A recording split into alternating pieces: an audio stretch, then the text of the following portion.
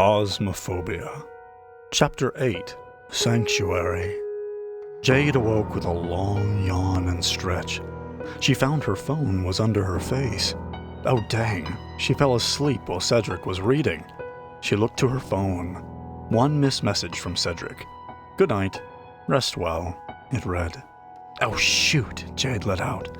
She wiped the cheek smudge off her phone screen and began texting. "So sorry," she typed. "I don't even know when I knocked out. Did you rest well?" She sent the message. Then eyes went wide when she started texting again. "Oh, and good morning, cutie." She pressed send and blushed at herself sending the name Cutie without thinking. Well, too late now. Cedric read the message. A few heart symbols came through, and a message. "LOL, no worries. You were out like a light. It was actually really cute." Jade smiled and started to get up out of bed. Another message came through. "What are you doing today?" Jade typed out, "I don't honestly know. You?" "I'm working with a client today, so I'm slammed. Have a beautiful day, princess." "You too," Jade typed as she slammed back into bed. Her tail twitched in the air. What would today be looking like? Jade looked over at her bedside table. Her new book stared back at her. She smiled and jumped up. She dressed up in something casual and cozy and started her way outside. As she exited her apartment, she started on her way to the Golden District. For 20 minutes, Jade scrolled through her phone, making notes on books she was editing and getting manuscripts up. As she entered the Golden District, she looked up and smiled at the familiar sight of flaming fur and forgotten fragments.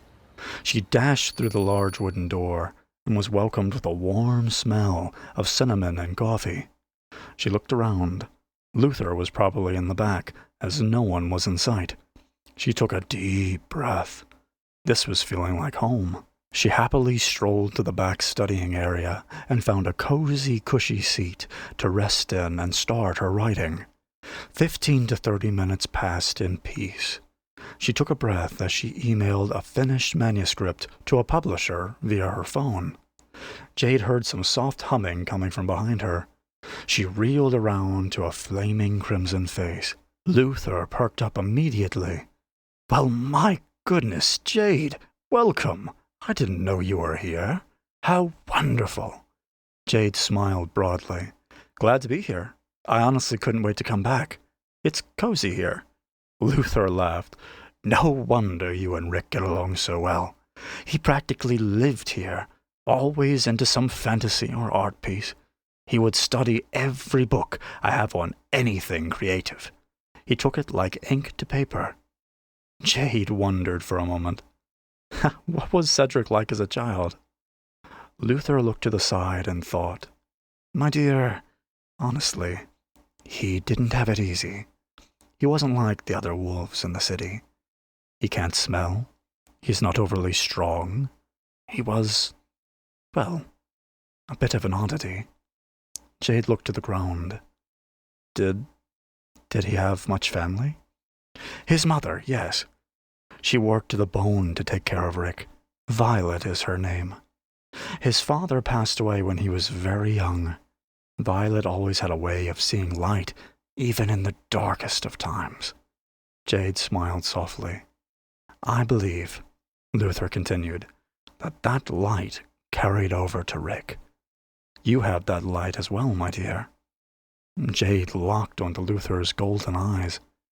"Oh, I don't know about all that. I'm just here. My dear, it takes a light of great grandeur to survive in so much darkness. You have seen loneliness and loss, I can tell. But your light burns bright. That takes character. That takes strength." Jade looked to the side and started hugging her tail. "Well, you're right on both accounts." "Wait, Luther, why do you treat me so, well?" "Why do I treat you with kindness?" Luther asked. Jade nodded. "Yeah, in this city, that isn't a concept. To treat a skunk as an actual person? The whole time I've been here, I've never known that." My dear, this world is full of shadow. When one sees a light as bright as yours, you don't avoid it or ignore it. You admire it. That's how I was raised. And that's how I raised Rick. Kindness, at its most pure form, can spark life into anyone. Jade kept her eyes locked to Luther, released her tail, and asked, can I hug you, maybe? Oh, my dear, yes. Before he could finish his sentence, Jade's arms were around Luther. You have seen enough of sorrow. You are welcome here any time, my dear. Jade released Luther and wiped a tear forming in her eye. When Rick was a pup, he needed a sanctuary. He found it here. My hope is that you will find sanctuary in him. Jade's eyes lit up as she took a breath. Well, you know Cedric better than anyone. Do you think he... well, you know.